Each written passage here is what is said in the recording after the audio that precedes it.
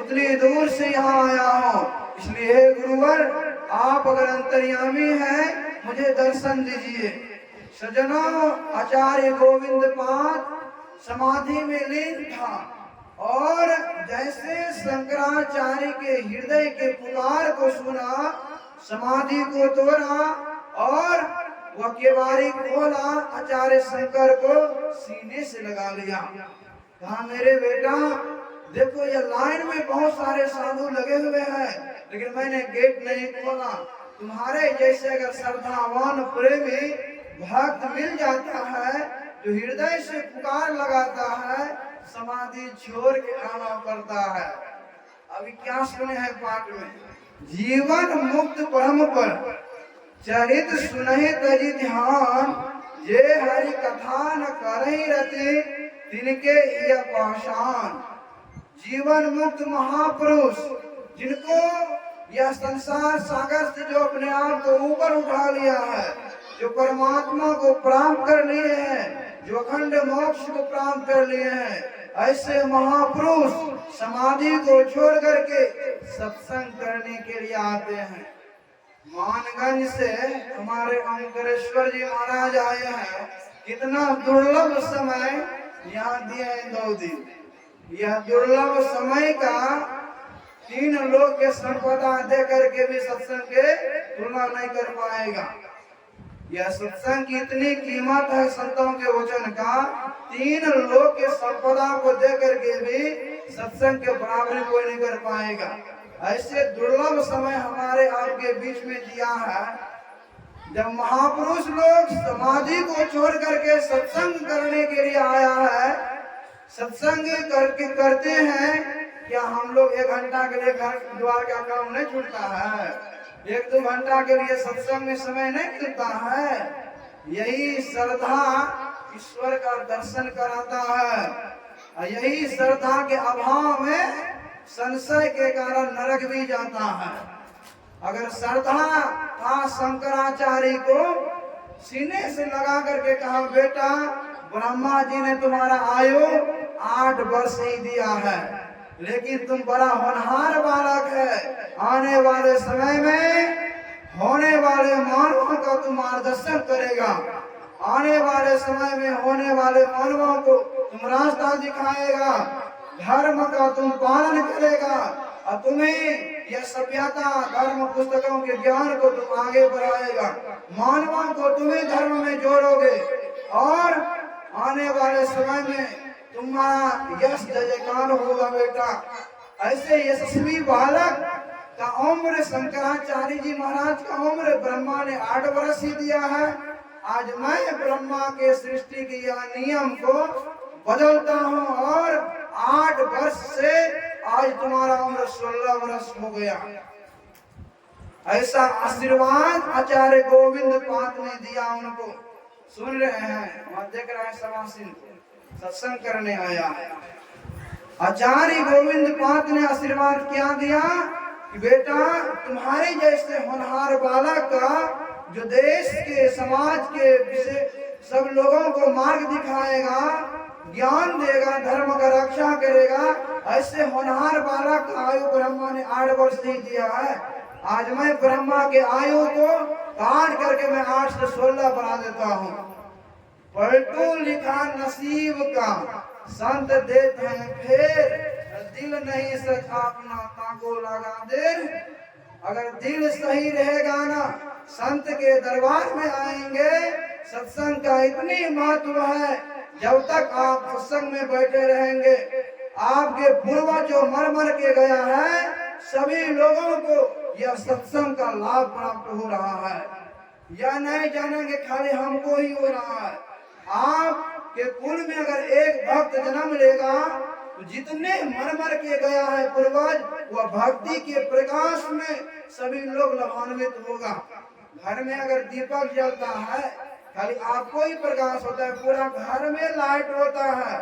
अगर आपके कुल में हमारे ओंकारेश्वर जी महाराज जैसे संत महापुरुष का अवतार हो, 21 पीढ़ियों का उद्धार करता है।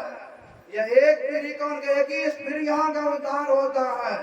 जैसे लाइट मोमबत्ती जलता है, प्रकाश होता है, तो एक आदमी के लिए नहीं होता है, सभी लोग उनसे लाभ उठा सकता है। हीरा या नागमणि जिसमें नाग ने बोलता है, उसमें उनके प्रकाश से बहुत जगह प्रकाशित हो जाता है। वैसे भक्ति प्रकाश है। राम भगत चिंता मन सुंदर, बसाए गरुड़ जाके और अंदर। जिसके हृदय में यह राम भक्ति जगता है, वह प्रकाश के कारण सभी पीढ़ी के लोग प्रकाशित हो जाता है। वह भक्ति के कारण जितने मर के नरक में गया है, सबको शांति मिलता है। आज जो आप सत्संग में बैठे हैं ना, आपके जितने लोग मर के गया है, ये आपके जीवन में जो खड़मंगल होने वाला होगा, सारा ग्रह या सत्संग के प्रभाव से खत्म हो जाएगा। पलटो लिखा नसीब का, संत देते हैं फिर, दिल नहीं साचा अपना ताको लगा दे। दिल अगर सही रहेगा तो संत ने आयु को बढ़ा सकता, बढ़ा दिया ना, 8 से 16 कर दिया। यही शंकराचार्य काशी में एक विश्वनाथ मंदिर है, मैं बहुत बार गया उस मंदिर पर। विश्वनाथ मंदिर पर शंकराचार्य गया था पूजा करने के लिए, समझे, और वहीं रहते भी थे। वह मंदिर में एक ब्राह्मण से 27 दिन तक शास्त्र चला, यानी आध्यात्मिक ज्ञान की चर्चा चला। उस आध्यात्मिक ज्ञान में यह 8 साल के बालक ने वह ब्राह्मण को हरा दिया, परास्त कर दिया। वह ब्राह्मण देखा यह बालक बड़ा होनहार है, वह बालक बड़ा होनहार है, और इतने होनहार बालक का आयु 16 वर्ष। वह अपने रूप में आए, जब अपने रूप में आए तो वेदव्यास ऋषि थे। वेदव्यास ऋषि थे। हुआ था कब? द्वापर युग में। दर्शन कब? फिलहाल में शंकराचार्य को वेदव्यास ऋषि का दर्शन हुआ। कहा, बेटा मैंने 27 दिन तक तुम्हारे साथ शास्त्र किया, और यह शास्त्र में तुम हमको भी धराशायी कर दिया। तुम्हारे ज्ञान से मैं बड़ा प्रसन्न हूँ, और तुम्हारे जैसे होनहार बालक का आयु 16 वर्ष। मैं देख रहा हूँ ब्रह्मा ने तुम्हारा आयु 8 ही दिया था, आचार्य गोविंद के आशीर्वाद से आपका आयु 8 से 16 हुआ। आज मैं आशीर्वाद देता हूँ, तुम्हारा आयु 16 से 32 हो जाएगा। श्रेष्ठ गुरु महाराज की जय। वही शंकराचार्य जी महाराज 32 वर्ष के आयु में 550 ग्रंथ को छापा है। 32 वर्ष के आयु में पूरा भारत देश के, क्या पूरा स्टेट में वह ज्ञान का डंका बजा दिया है। आज 32 साल का लड़का उतना किताब को पढ़ भी नहीं पाएगा। किस कारण से? किस कारण से? यह सत्संग हो रहा है। कितने जीवन मुक्त महापुरुष सत्संग को छोड़ करके, ध्यान समाधि को छोड़ के सत्संग में आया है, और आपको इतने दूर दूर से महात्मा लोग आए हैं, इनका प्रवचन सुनने के लिए आपको 1 घंटा फुर्सत नहीं मिल रहा है। कैसा श्रद्धा है! यही श्रद्धा ईश्वर का दर्शन कराता है, और संशय नरक का दर्शन भी कराता है। संशय नरक का दर्शन कराता है। भरत जी महाराज जब पता चल गया इनको कि मेरे भाई को मेरी माता ने वनवास दे दिया है, मनाने के लिए चले हैं। भुवनेश्वर से मिल करके ऋषि मुनियों का दर्शन करते हुए प्रयागराज आया। जब प्रयागराज में स्नान करके पूजा करने लगा, प्रयागराज देवता प्रकट हो गया। कहा, हे भरत जी, तुम्हारे जैसे भ्राता के प्रेम को देख करके मैं आज बहुत प्रसन्न हूँ। तुम आज जो वरदान मांगोगे सो वरदान दूंगा। कहा, मांगो, तुमको क्या चाहिए? अर्थ। भरत जी कहते हैं, आज अर्थ के कारण ही अयोध्या में अनर्थ हुआ है, मुझे अर्थ नहीं चाहिए। कहा, धर्म चाहिए तुमको? कहा, धर्म का नाम लेते लेते मेरे पिता मेरे भाई के वियोग में स्वर्ग चला गया, मुझे धर्म भी नहीं चाहिए। कहा, काम चाहिए? कहा, काम केकई के मन में थी, यह काम इच्छा केकई के मन में थी, मेरे छोटे बेटा, मेरा अपना बेटा भरत राजा बने। वह काम के कारण आज राम को वनवास मिला है। अगर केकई के मन में काम नहीं होती, मेरा भाई बड़े राम राजा बनता, आज वनवास नहीं जाता। कि कई के मन में काम था, मुझे काम भी नहीं चाहिए, का मोक्ष, का आज मोक्ष भी मुझे नहीं चाहिए। तब प्रयागराज के देवता कहते तब तुमको क्या चाहिए?